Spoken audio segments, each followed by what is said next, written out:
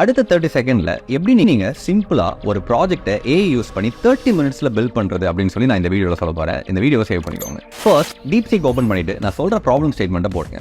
ஸ்கூல்ல மேனுவலா attendance track பண்றதுக்கு time ரொம்ப எடுக்குது. அதனால நம்ம ஒரு automated attendance tracking website ready பண்ண போறோம். இதை நம்ம பண்றதுக்கு நமக்கு ஒரு சிங்கிள் பேஜ் HTML ஃபைல் வேணும். இதுல தான் ஸ்டூடெண்ட்ஸ் அவங்களோட ஐடியை போட்டு அவங்களோட அட்டெண்டன்ஸை மார்க் பண்ணுவாங்க.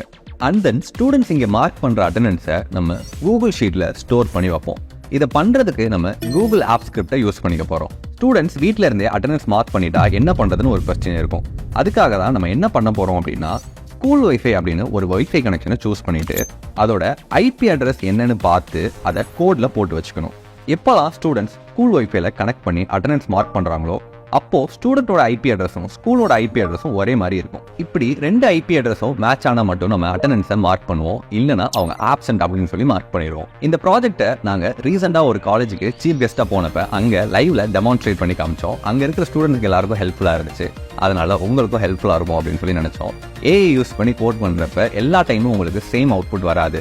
அதனால இந்த ப்ராஜெக்டோட கம்ப்ளீட் கோட ஒரு டாக்குமெண்ட்ல போட்டு வச்சிருக்கோம். அந்த டாக்குமெண்ட் உங்களுக்கு வேணும் அப்படின்னு நினைச்சீங்க அப்படின்னா அட்டெண்டன்ஸ் அப்படின்னு சொல்லி காமெண்ட் பண்ணுங்க. அந்த டாக்குமெண்ட்டை உங்களுக்கு ஷேர் பண்றோம்.